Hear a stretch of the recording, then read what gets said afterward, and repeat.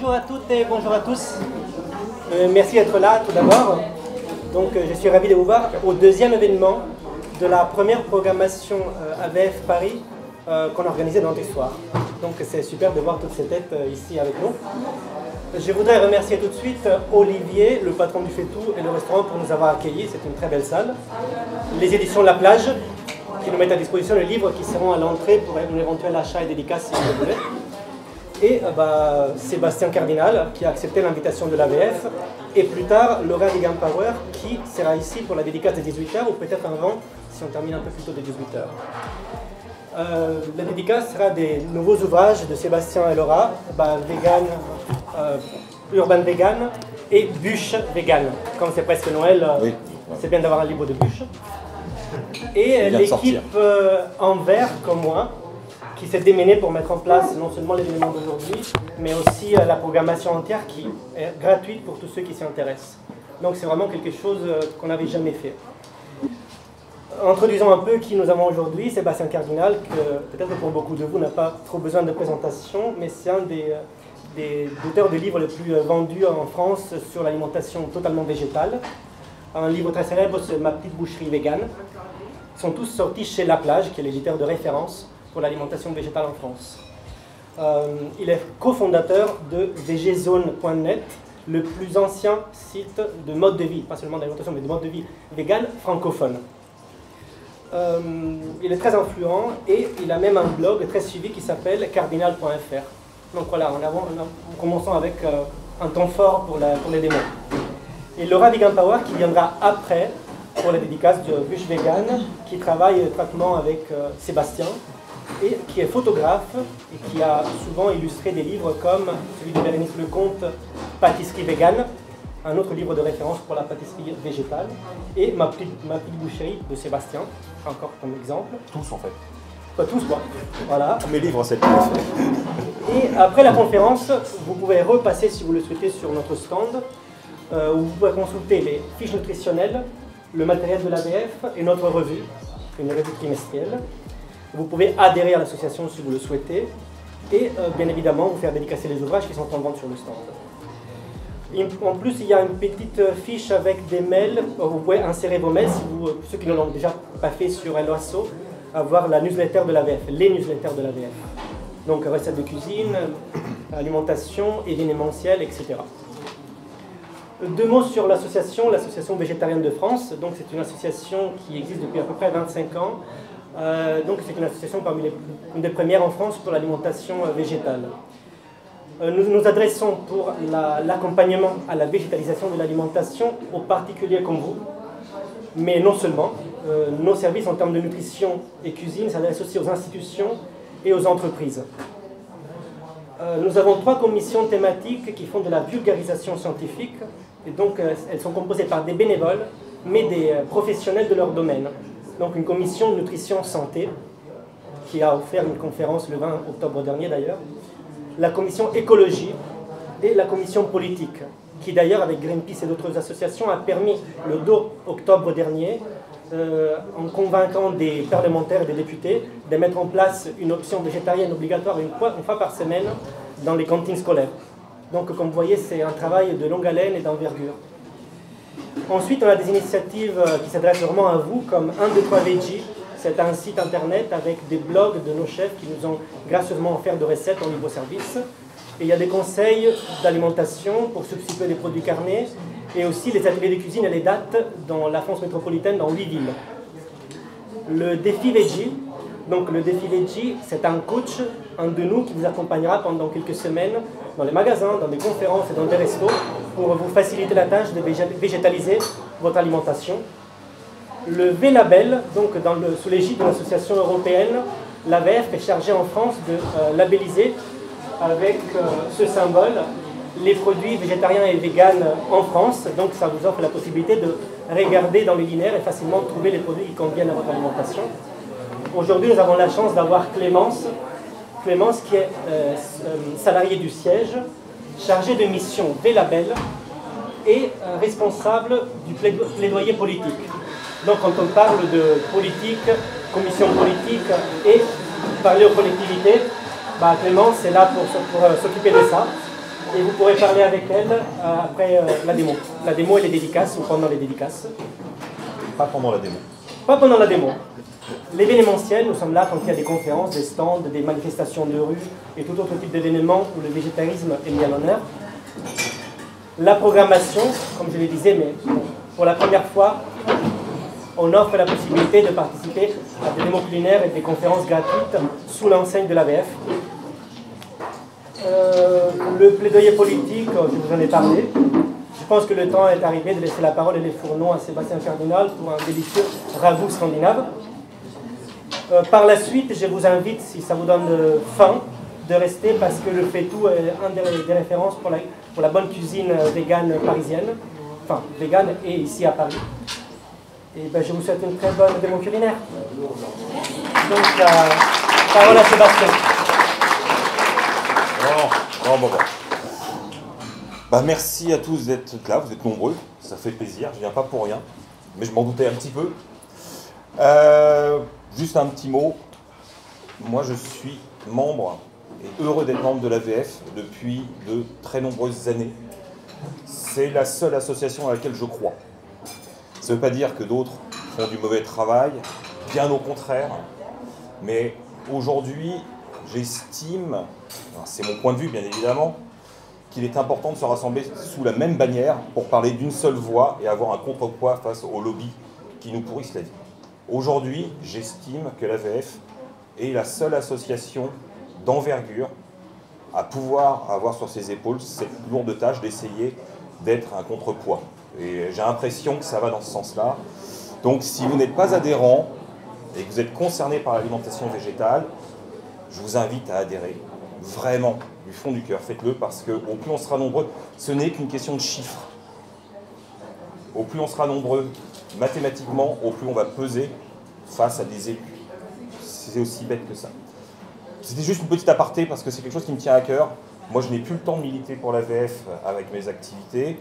J'ai été chef de rubrique du magazine de l'association pendant aussi quelques années. J'étais chef de rubrique culinaire. C'était génial. J'ai plus le temps de le faire. Mais mon cœur est toujours à l'AVF. Voilà. C'est pour ça que j'étais très heureux d'accepter de venir aujourd'hui bénévolement vous échanger des petites choses. Voilà, c'est tout. Maintenant, on va commencer à faire des choses intéressantes.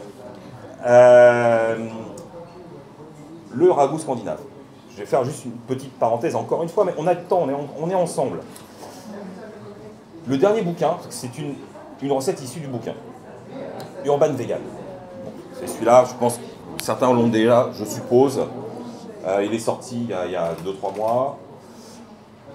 Le concept de ce livre, parce que ça vaut le coup qu'on s'y attarde, c'est de la cuisine que j'appelle réaliste. C'est-à-dire une cuisine qui s'adresse à tout le monde, quelle que soit votre situation géographique, a priori vos finances et le temps que vous disposez au quotidien.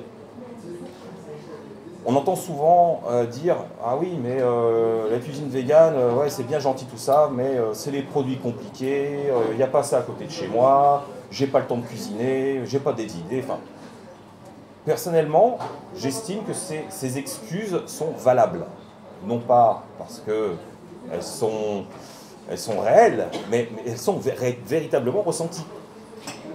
Donc c'est pas un faux semblant. Il y a des gens qui s'intéressent au véganisme et qui sont bloqués par un côté pragmatique, parce qu'ils n'ont pas accès à cette connaissance, parce qu'ils n'ont pas les clés mentales pour pouvoir aller vite. Et c'est ce qu'on a voulu faire avec Laura dans ce livre, c'est finalement faire notre cuisine du quotidien. Cette cuisine de placard qui se fait avec des produits relativement simples et très faciles à trouver.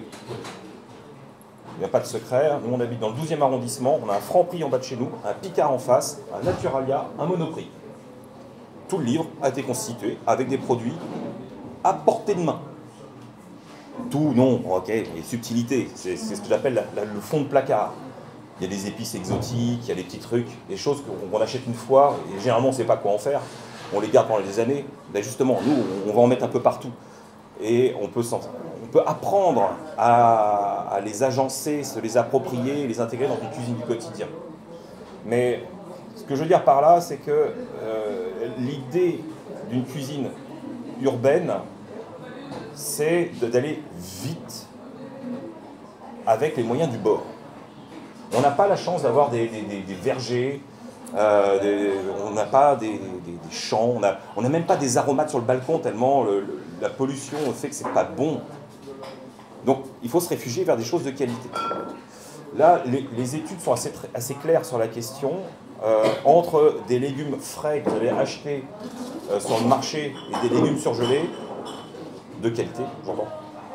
Vous avez beaucoup plus de nutriments, de respect, des minéraux, des vitamines et de tout dans un surgelé de qualité que dans des légumes frais qui ont mûri en réfrigérateur pendant 6 jours après cueillette et qui ont été livrés, qui restent dans des étals pendant des jours et des jours. La meilleure solution, évidemment, c'est d'aller dans son jardin et tirer ses carottes du sol, les laver et les manger tout de suite. Vous n'aurez pas mieux. Mais nous, citadins, on n'a pas ce luxe. On a d'autres avantages, c'est vrai. Mais on a l'inconvénient de ne pas avoir une nourriture fraîche,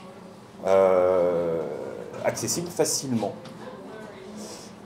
C'est pourquoi, dans ce livre, on cuisine très peu de produits frais. C'est basé sur des surgelés, sur des bocaux et sur des produits sous vide. Parce que c'est notre réalité, c'est ce à quoi on accède. Pour ceux qui ne sont pas à l'aise avec ce genre de produits, ce que je peux comprendre, a priori, c'est que vous avez déjà l'habitude de cuisiner des produits frais. Très bien, moi c'est ce que je fais généralement. Il sera très facile pour vous de réadapter les recettes existantes en disant, au lieu de mettre des pommes de terre pré-cuites, comme on va utiliser aujourd'hui, eh ben, moi je fais cuire mes pommes de terre à la vapeur, je les épluche et j'ai choisi une variété de pommes de terre. La recette, fondamentalement, à la fin, elle ne changera pas. Ce sera un peu plus long parce que vous aurez fait le choix, effectivement, de consacrer du temps à la cuisine, ce que je vous incite à faire. Ne pas oublier que Urban Vegan, c'est un outil de réflexion pour vous donner des outils d'association et de recettes que vous n'avez pas forcément l'habitude de faire. Et bien évidemment, pour ceux qui ne sont pas forcément encore à l'aise avec l'alimentation végétale, c'est déjà une bonne base pour se dire, je ne me prends pas la tête, je végétalise mon alimentation, on verra après pour faire du 100% maison. Ça, j'ai d'autres bouquins qui en parlent. Mais là, on voulait faire quelque chose un peu à part. J'ai même parfois du mal à dire que c'est un livre de cuisine. Tellement il y a des recettes simples qui sont plus de l'assemblage de choses existantes. Mais au moins, on commence à comprendre les choses et ça change de la barquette surgelée qu'on met au micro-ondes. Ça, ouais. Bref. Ça vous parle un peu ce type de cuisine? Est-ce que vous vous sentez concerné par un sujet comme ça? Vous connaissez certainement des gens qui sont concernés. C'est ça. C'est une aide. C'est une véritable aide. J'ai déjà des retours assez positifs sur la question, donc je pense que notre objectif, il n'est pas complètement à côté de la plaque. Donc, maintenant on va s'attaquer à la recette proprement dite que je vous propose aujourd'hui, c'est-à-dire un ragoût scandinave. Alors, la cuisine scandinave, faut être honnête, quasiment personne ne connaît. C'est normal. C'est normal, c'est pas... on a une telle gloriole de la cuisine française qu'on a un peu un mépris pour tout ce qui vient des pays du Nord, déjà, hein. L'Angleterre en particulier, à tort. Et les pays scandinaves, à part les boulettes de chez Ikea, personne ne connaît rien. C'est normal. C'est normal. Allez, l'Italie a, grâce à nos yeux, avec les pâtes et les pizzas, mais la vraie cuisine italienne de terroir, on ne la connaît pas du tout. C'est un tort. Franchement, c'est un tort. Et puis, après, on va dans l'exotisme. Mais les choses qui sont relativement proches de chez nous, on les méprise. Bah, pas moi. Moi, j'aime bien aller fouiller et essayer de trouver des choses qui vont changer de l'ordinaire et découvrir une gastronomie qui est vraiment délicieuse. Donc, bien évidemment, c'est une adaptation, puisqu'on ne va pas cuisiner du renne. Oh, c'est dommage. On ne va pas cuisiner du bœuf. Bah non, bah non, non. On va cuisiner du végétal. Bah oui. Alors, on va y aller. On va attaquer. Je reprends mes notes pour suivre un peu le déroulé quand même. Qu'est-ce qu'on a là-dedans? Du tofu fumé. Parce que ça va être notre base qui va ressembler à une viande. Je prends du tofu fumé parce que le tofu fumé est finalement le seul tofu que quasiment tout le monde aime. Vous mettez un tofu nature, vous avez, si la personne n'aime pas, ne connaît pas ça, vous avez quasiment toutes les chances, si vous ne savez pas le cuisiner, que la personne dit « Oh, c'est pas bon, c'est fan, on dirait du polystyrène ». Selon les marques, c'est pas faux. Faut être honnête.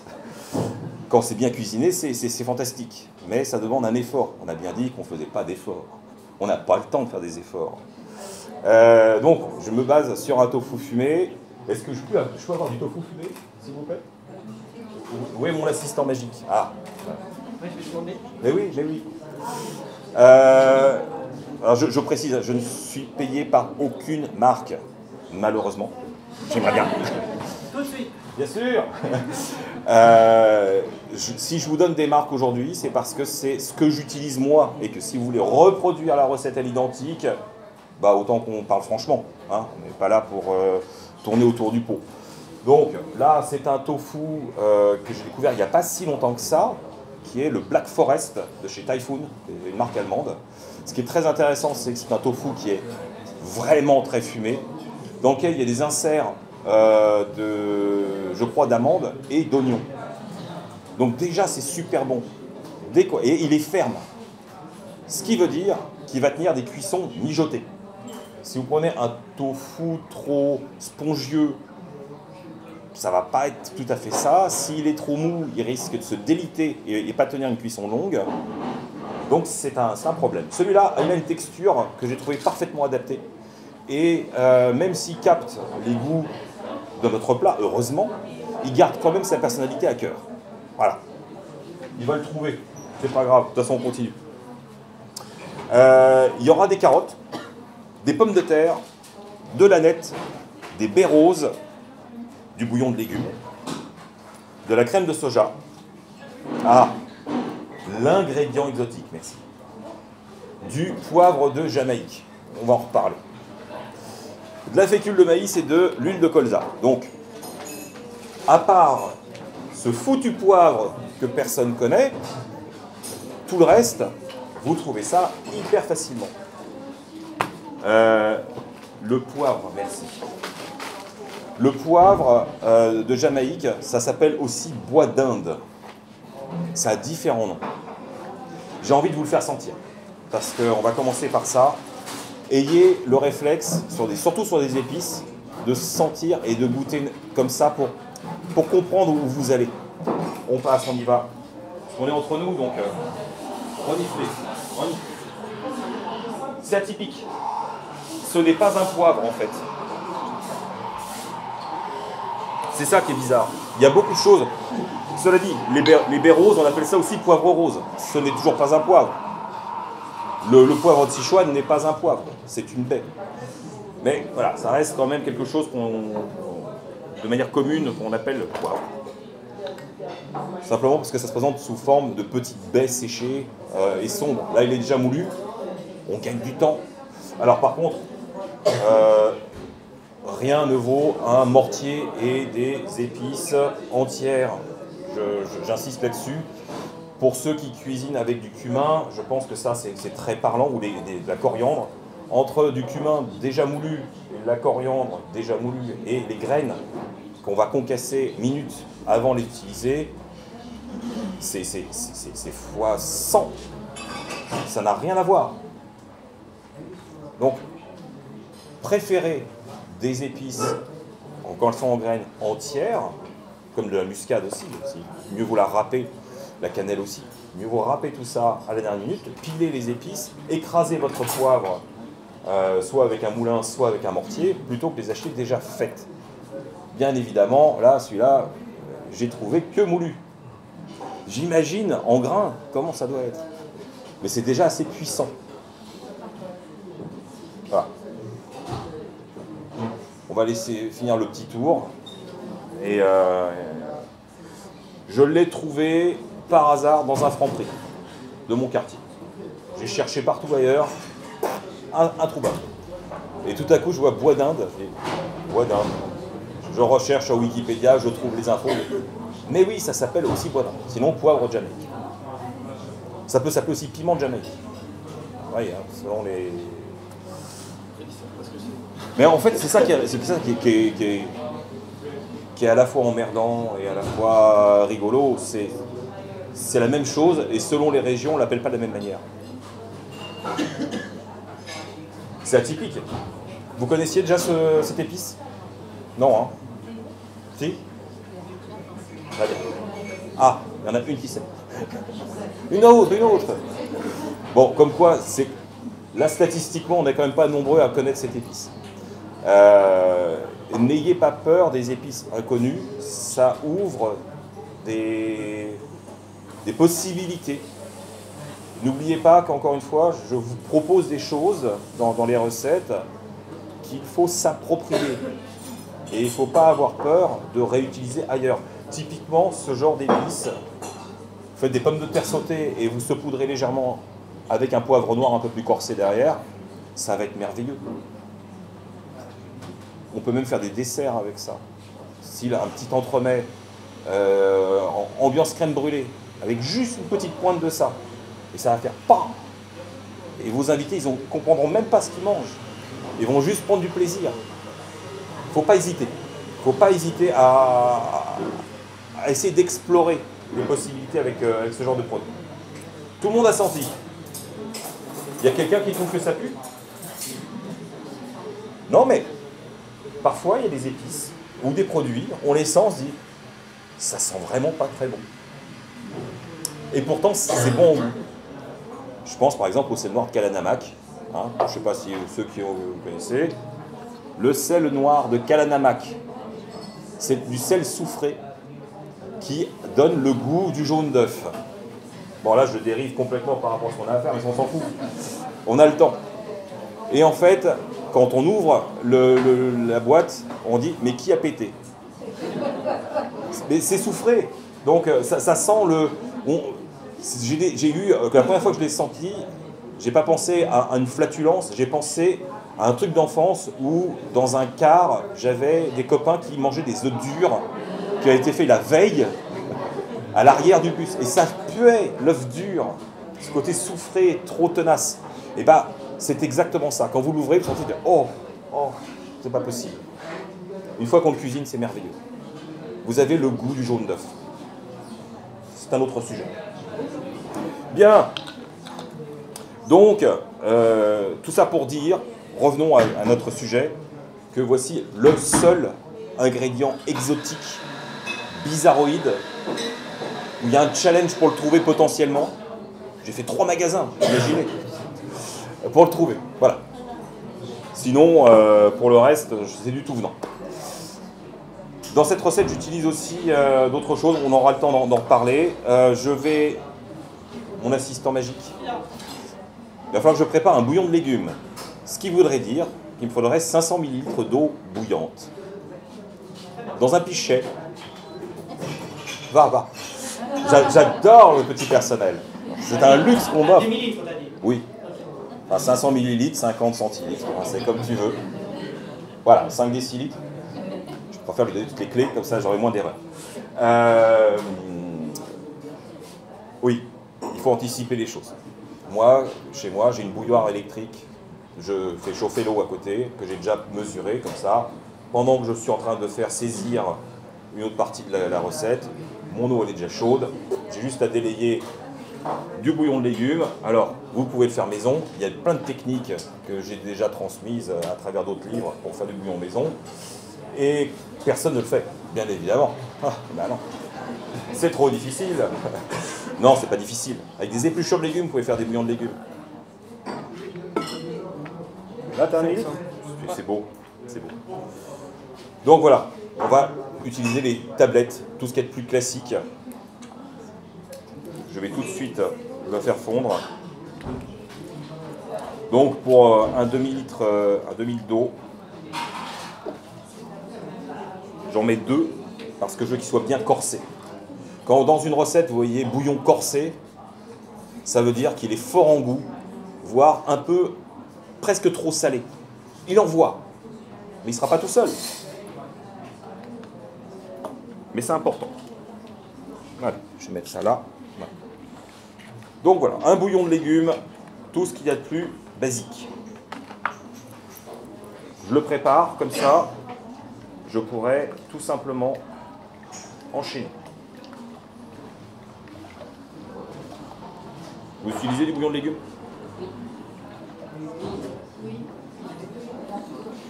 En poudre? Ouais.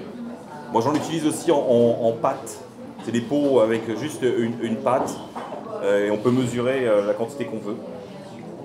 Et j'ai découvert lors de mon dernier séjour à Montréal que au Québec, on trouve du bouillon de légumes en briques. J'ai jamais vu ça en France. En briques. Voilà. Il est prêt. Je le mets dans un coin. Et on verra plus tard. Donc, maintenant que j'ai un bouillon de légumes qui est à disposition, je vais faire ce qu'on appelle la mise en place. C'est-à-dire, si vous ne voulez pas vous retrouver dans un univers chaotique en cuisine, il faut savoir s'organiser. Typiquement, je viens de préparer mon bouillon, je l'oublie. J'ai du tofu fumé, je vais le découper tout de suite. Non pas que j'en ai besoin immédiatement, mais c'est pas au moment où j'en aurai besoin qu'il va falloir se dire « Ah zut, vite, il est où? Ah, mais il faut le couper ». Ce que je vous engage à faire, aussi facile semble la recette, c'est toujours de la lire une ou deux fois, avant même de commencer, de vérifier que vous avez bien les ingrédients en stock, de les préparer posément, vérifier, potentiellement peser à l'avance et mettre dans les petits pots, tranquille, zen, sans stress. Ça va vous permettre d'avoir l'esprit serein pour la suite. Et c'est d'autant plus important quand c'est une recette que vous ne maîtrisez pas. Quand on a l'habitude, comme moi, de cuisiner tous les jours, je le fais que sur des choses très précises. Mais dans l'ensemble, je fais à l'arrache, comme n'importe qui. Donc, faites une mise en place, ça va vous servir pour la suite. Donc, j'ai du tofu. Je vais le couper en gros dés. Donc en gros dés, ça veut dire quoi? Sur une surface comme ça, je vais le couper en 3. Et après, dans la même proportion, je vais le retrouver dans l'autre sens.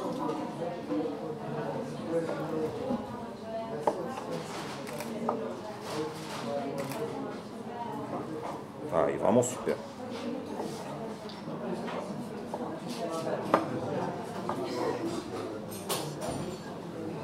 Ça va, tout le monde aime le tofu?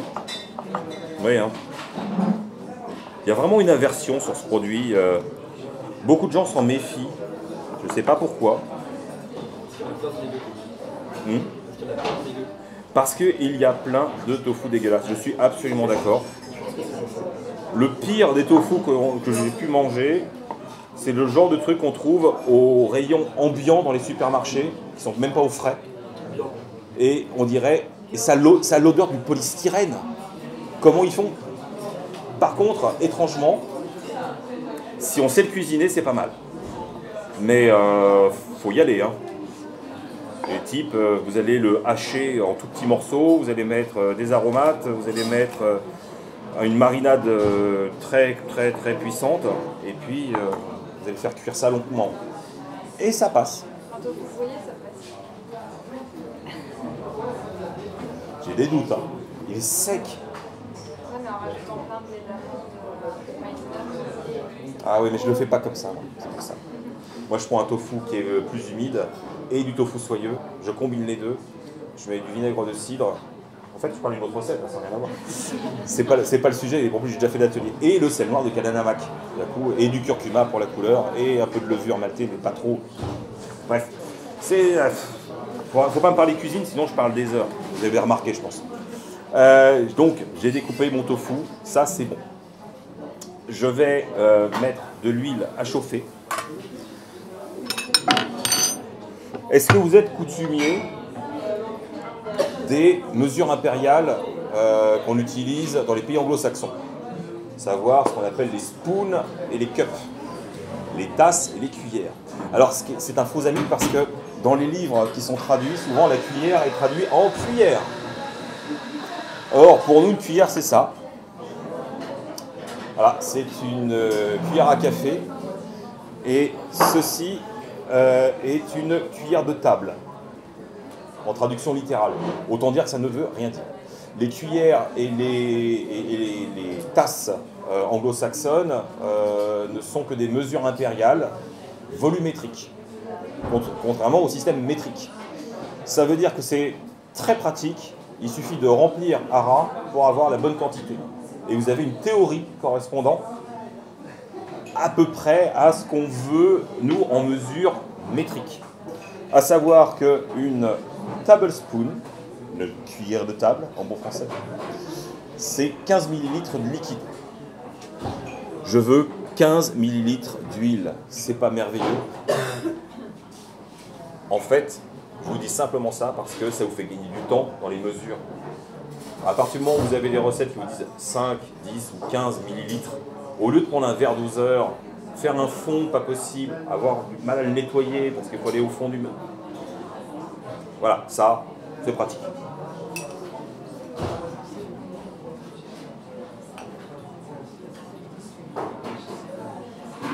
Et aux États-Unis ou en Angleterre, toutes les recettes, ou même au Canada, toutes les recettes sont basées sur ce système. C'est pour ça qu'ils ne sont pas très précis dans les recettes. C'est pour ça qu'ils ont des recettes moins fines que les nôtres. Et nous, on est au gramme. Allez, on va voir comment fonctionne cette plaque. Normalement, ça ne devrait pas être mal. Je fais chauffer. Donc la première action, je fais chauffer mon huile et je fais revenir des carottes. Donc, des carottes surgelées qui sont déjà coupées en rondelles et donc déjà épluchées. Pas plus simple. Je vous préconise de prendre du bio si vous pouvez, si vous en trouvez. Maintenant, ce n'est pas une obligation. En fait, comme d'habitude, moi j'ai toujours un peu du mal avec ce qu'on appelle la cuisine bio, où tout est marqué bio à côté de chaque ingrédient. En fait, une carotte, c'est une carotte plus ou moins bien faite. C'est tout. Mais en termes de technique, ça ne changera rien. La cuisine bio en soi n'existe pas. Elle se revendique vers une éthique et vers un mode d'alimentation plus sain. Mais la cuisine elle-même, elle n'est pas bio. Elle est pratique et goûtue ou pas. Bon. Maintenant, moi, je préfère utiliser pour du bio. Alors j'expérimente parce que je ne connais pas du tout le matériel. C'est ça qui est dans les démos culinaires, c'est des trucs que j'adore, c'est découvrir et faire avec. N'hésitez pas à demander. Voilà, pour l'instant, il faut tester, Donc pour tester, il y a un test tout simple. Je prends une rondelle. C'est bon. Si ça crépite, c'est que c'est bon. Je mets les carottes.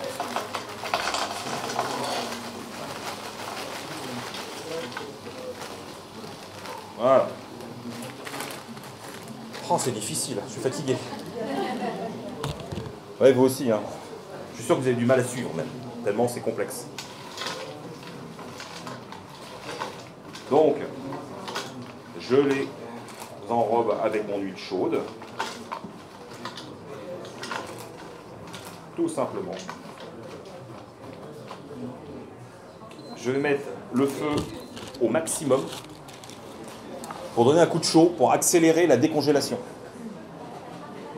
Bien évidemment, si vous utilisez des carottes fraîches, elles ne sont pas pré-cuites, et il n'y a pas le temps de décongélation. Il va falloir s'adapter. Mais ça n'empêchera pas de les faire passer dans l'huile quand même, une fois qu'elles sont bien.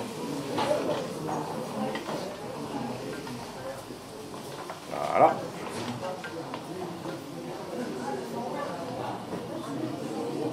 Je vais mettre le couvercle. N'oubliez pas de travailler avec des casseroles ou des fétous en fond, enfin, selon ce que vous avez, mais muni d'un couvercle. Comme ça fait une concentration de la chaleur et la vapeur qui se dégage reste concentrée et aide à accélérer la cuisson. Et concentre aussi les arômes, accessoirement. Donc quand on parle cuisine, on parle goût normalement, donc les arômes ça nous importe, on ne peut pas juste avoir de la flotte. D'ailleurs, par contre, j'ai soif. Donc je précise que je ne bois pas de vin blanc pendant le travail. On aurait pu. Hein. Fais attention, de sens c'est puissant. Oui, mais j'ai pas peur de la puissance. Okay. Justement, je fais en conditions réelles. C'est ça qui est... Ça doit fonctionner. Parce que moi, je travaille au gaz. Je travaille avec des cocottes en fonte alsacienne. C'est formidable. Pas vous? Donc, est-ce que ma recette fonctionne dans d'autres conditions?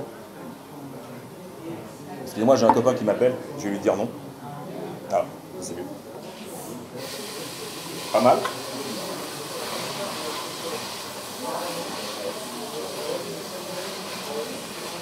Oh, ça se passe bien.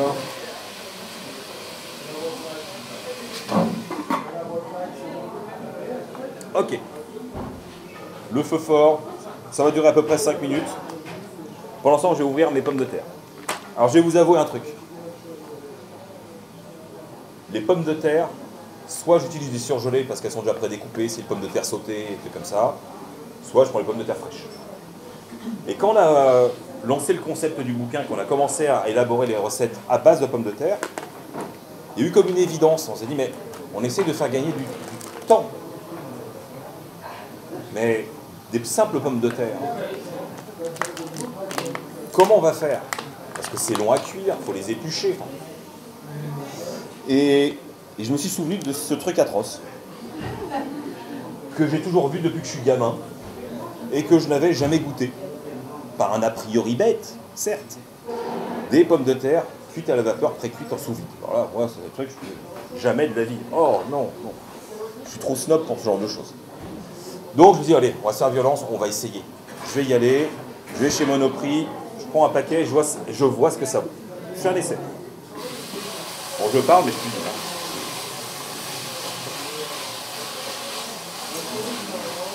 Voilà, ça se passe bien. Donc j'ai acheté un paquet.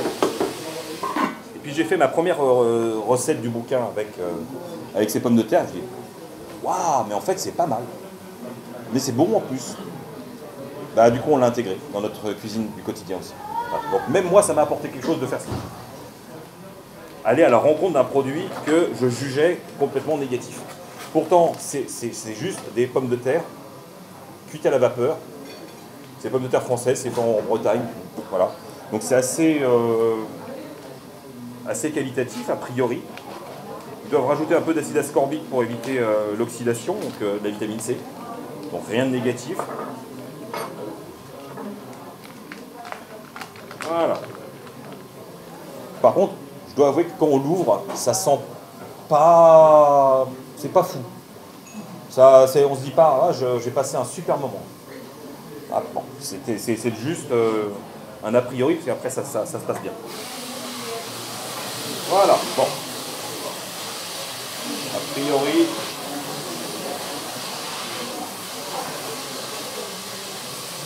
Elle est bien ta plaque. Tout compte fait. Dès que cette phase est finie, on va passer à la suite. Non, c'est pas la peine. En fait, si vous les rincez, vous risquez de les humidifier et de les fragiliser. Non, non, c'est un produit qui est consommable tel quel. Contrairement à certaines conserves, on préférait comme rincer abondamment. Ça me fait rebondir sur l'aquafaba, forcément. Pendant des années, vous avez pris vos boîtes de pois chiches, vous les avez rincées abondamment, vous vous dites, oh, puis ça pue ce liquide brun qui glue là. Et maintenant, c'est de l'or. On le congèle, on le garde, parce qu'on veut faire des meringues, on veut faire des mousses de chocolat. Des années de ce jus magique déversé dans l'évier pour rien. On en pleurerait la nuit. On est bien, on est bien, on est bien. Ça fonctionne. Oh, allez-y, allez-y. Hein. Oui. Oui. Très bien. Alors, vous pouvez aller chez G2 Tout, rue Ticton. C'est pas les seuls, hein. Mais c'est là que je me fournis en trucs un peu bizarres, généralement. C'est une épicerie spécialisée pour la pâtisserie, mais pas que. Et ils ont des trucs incroyables à des prix très rasoirs. Voilà. Et quasiment tous les professionnels de la restauration parisienne vont chez G2 Tout pour trouver du chocolat de couverture, des pots d'agar-agar comme ça, enfin voilà. Et donc ils ont des petits flacons, ça ne coûte pas une fortune, hein, de fève tonka qui se râpent comme la muscade, ou en poudre. Ne prenez pas la poudre. Et ça dure longtemps.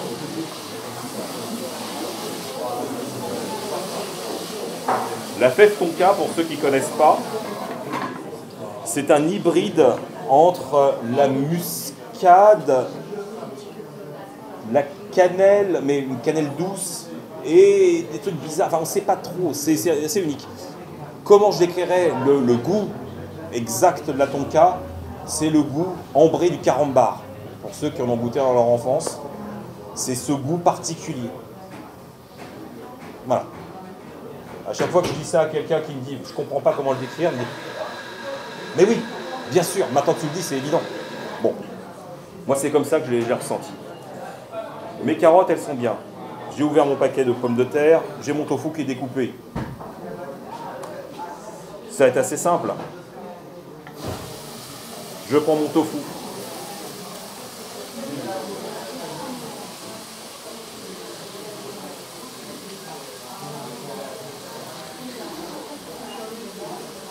Voilà. Je prends mes pommes de terre. Hop. Ah, c'est vraiment pas de l'amour. Hein.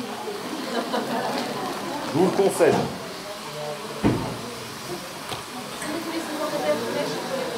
Bien sûr. Si vous voulez utiliser des pommes de terre fraîches, il va falloir les cuire à la vapeur pour qu'elles soient correctement cuites et les éplucher.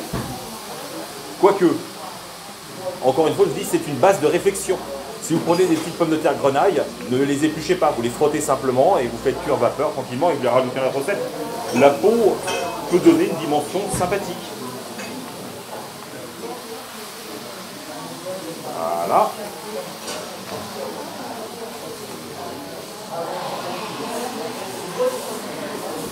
Ah, ça sent déjà bon. Alors qu'est-ce qui sent bon? C'est le tofu. Hein. C'est pas les pommes de terre, c'est pas les carottes. Hein? Oui. Donc, une fois qu'on a fait ça, je vais prendre mes baies roses. Je vais les peser. Je mets 5 grammes. Les baies roses, vous connaissez tous? C'est assez connu quand même. Je vous laisse passer le flacon pour que vous ayez l'odeur pendant que je travaille. Parce que c'est une odeur qui est assez florale et fruitée à la fois. Donc, je rajoute mes baies roses.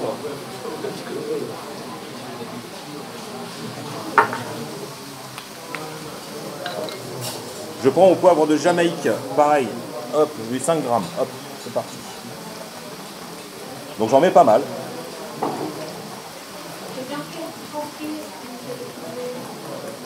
Oh, ben, je pense que ça se trouve dans tous les Franprix. Hein. Enfin, tous. Non, parce que celui qui est tout en bas de chez moi, il n'y en avait pas. Et celui qui était pas loin... moi, je suis dans le 12e et c'est au... je ne sais pas le nom de la rue, mais c'est au métro Michel Bizot. Mais ce serait comme dommage de devoir aller jusque-là pour trouver juste ça. Voilà. Je remue. Je vais baisser mon feu maintenant.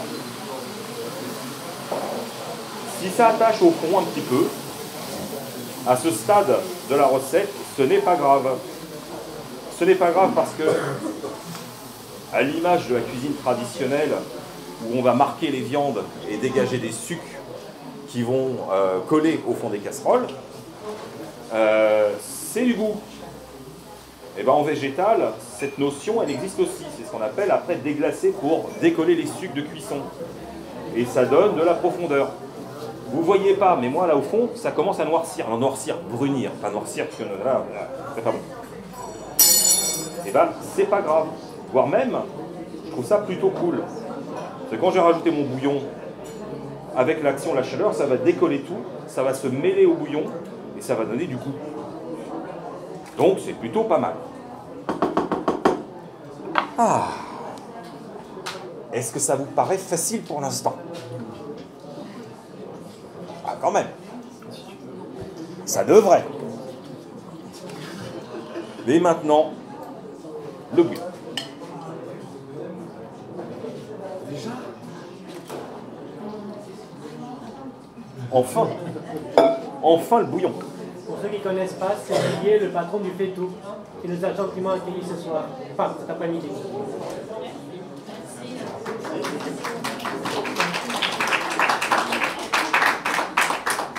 mérite bien. Voilà. On va redonner un petit coup de chaud. L'idéal, là il a refroidi, hein, ce qui n'est pas grave. L'idéal c'est de verser un bouillon chaud pour gagner encore plus de temps. Là on part, je prends tout mon temps. Alors, on n'est pas du tout dans la réalité de la recette en termes de timing puisque je n'arrête pas de déblatérer plein de choses.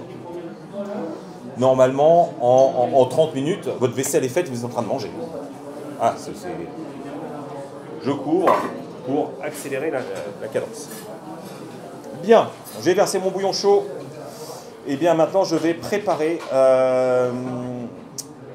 ma fécule. Alors, de la fécule de maïs, tout simple. Il faut toujours, dans ce type de plat, la délayer avec un peu d'eau froide. Parce que si vous la mettez telle qu'elle, elle va faire des grumeaux, elle va cuire immédiatement, vous allez avoir des petits grains pas agréables et elle ne va pas libérer ses principes. Le principe actif de la fécule qui va faire un lion. Ça va faire des paquets. Et ça, c'est vraiment nul. Donc, typiquement, si vous faites des crêpes, vous utilisez la fécule, vous la tamisez pour éviter les petites particules et vous le mélangez avec votre farine et ça va très bien se passer. De toute façon, vous allez rajouter du liquide par la suite. Il n'y a pas besoin de la délayer. En revanche, si vous l'utilisez dans une préparation qui est déjà chaude, attention. Donc, je prends ma fécule. Hop, je prends un peu d'eau.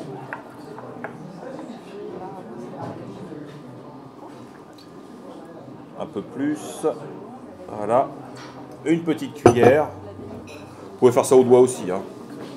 Mais comme là, j'ai pas de d'évier pour me rincer les mains. Et vous la délayez. Généralement, on met à peu près la moitié du volume en eau, pas plus.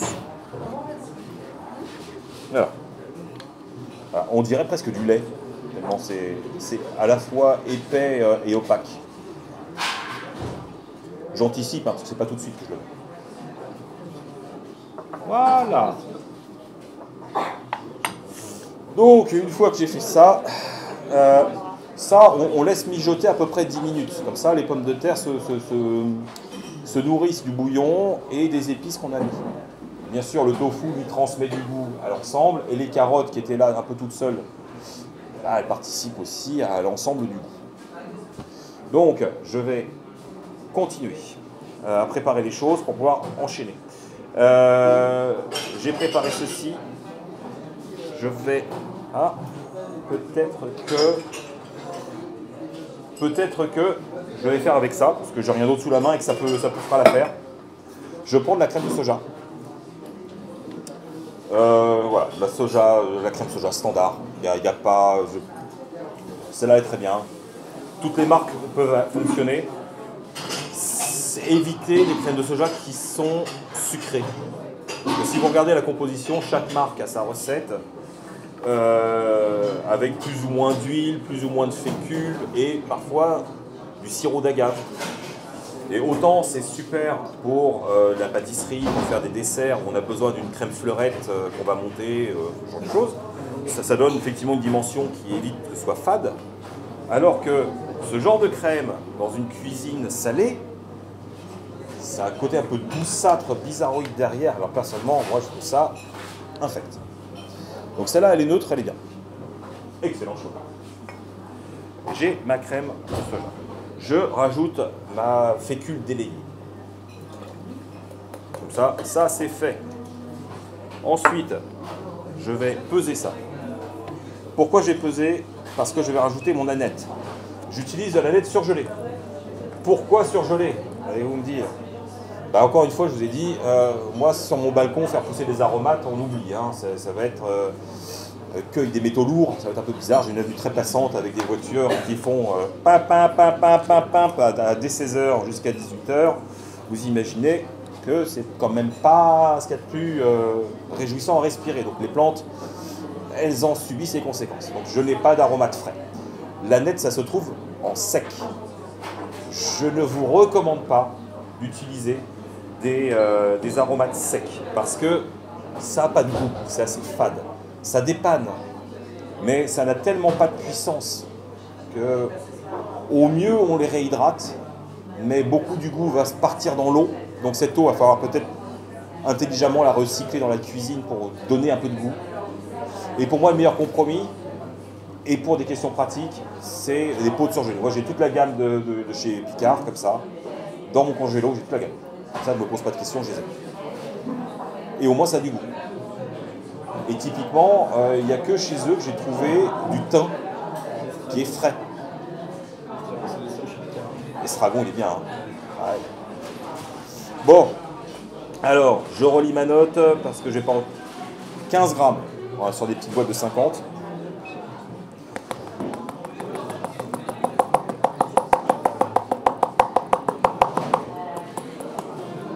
Voilà. Bien. Ça peut repartir au congèle. Bon, même si c'est déjà un peu décongelé, j'avoue. Alors chez moi, j'ai pas d'assistant, hein. Je vous le dis. Là, je me pavane dans le luxe. Hein.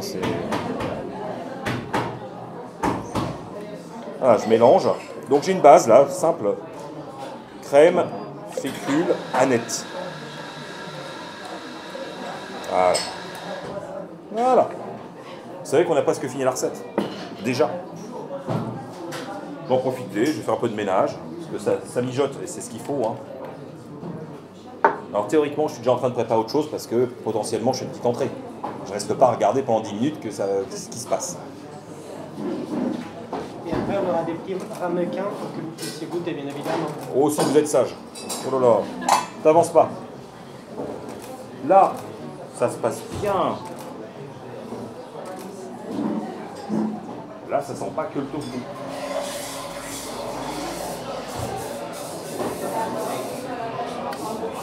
Je verse ma crème à chaud.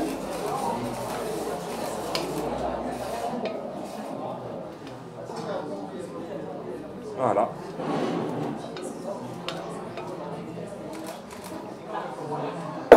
Et je mélange. Alors ne pas oublier que la fécule va faire que mon bouillon va épaissir. Donc on va faire une sauce nappante.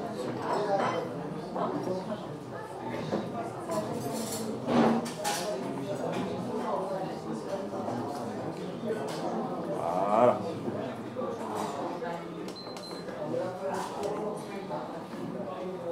Et voilà. Ça prend très vite. Je laisse à couvert. Je l'ai mis au minimum et je l'oublie pendant à peu près 3 minutes. Et après on goûte. Non, bah non. Il y a quelque chose que je n'ai pas fait à aucun moment. Je n'ai jamais goûté. Donc je ne sais en aucun cas comment se passe le sel.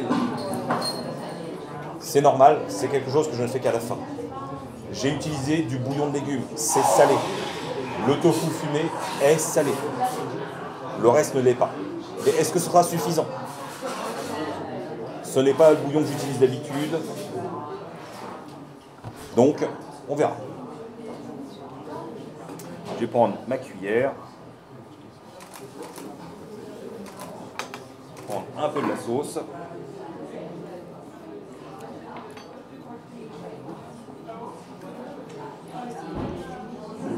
Je peux mettre un tout petit peu de sel, pas énormément.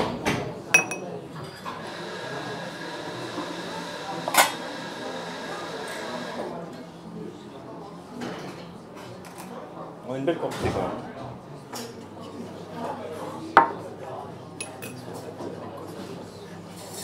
On mélange bien.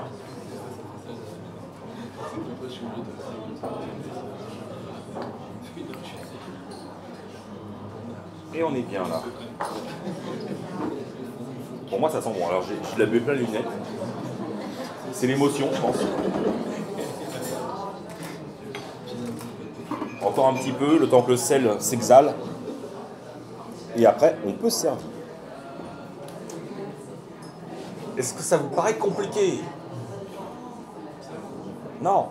Ça vous paraît reproductible chez vous? Je pense. Ou alors, bah, je sais pas. Parce que finalement, on a fait ça sur une modeste plaque avec une casserole de base, avec des produits simples. N'importe quel étudiant peut faire ça avec son matériel. Donc chez vous, j'espère que vous avez un peu plus d'équipement qui vous permettent un peu plus de confort, mais ce confort n'est pas forcément indispensable pour faire une belle recette. Qui a du goût, je vous promets. Allez, je coupe. Ça sert à rien d'aller plus loin. Oui.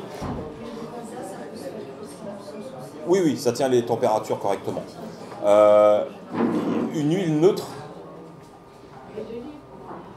Alors l'huile d'olive n'est pas une huile neutre. C'est une huile qui a un parfum. Et dont on recherche le goût. Ça va marcher. Honnêtement, vous mettez de l'huile d'olive là-dedans, ça va marcher. Maintenant, on mettait l'huile de pépin de raisin, l'huile de tournesol, du colza, ça va être à peu près pareil. D'accord ? Évitez des huiles précieuses.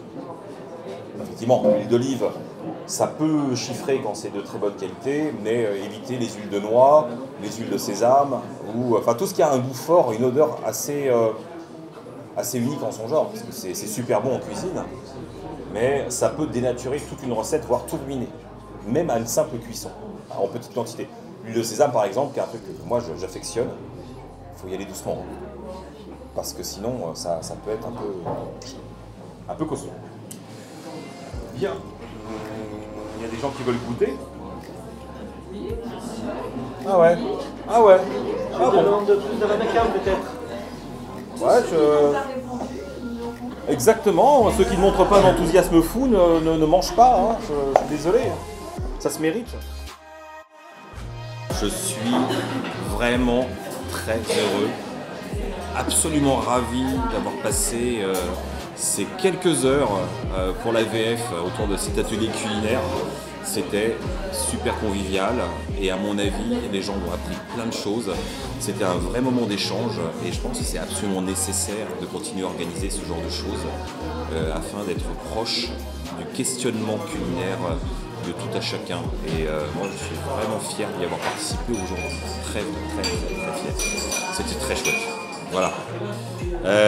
Sinon, que vous dire aujourd'hui, la recette, elle reposait sur ce livre, qui est un livre de vulgarisation culinaire à base de produits qu'on trouve n'importe où, dans n'importe quel supermarché de quartier.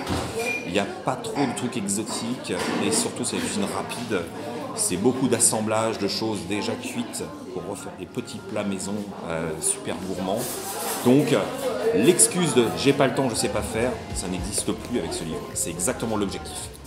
Et puis c'est Noël. Alors Laura, elle a fait un livre. Et ce livre, c'est des bûches véganes. Alors je vous dis tout de suite, ça a l'air beaucoup plus compliqué visuellement qu'il n'y paraît. Mais en fait, c'est un jeu d'enfant. Il ne faut juste pas avoir peur et pas se laisser impressionner par les visuels. Tout est dans le moule. Ne le répétez pas. Tout est dans le moule. Mais les recettes, les goûts, les textures sont complètement fous et très accessibles. Je vous le recommande forcément. Je suis un peu de parti pris.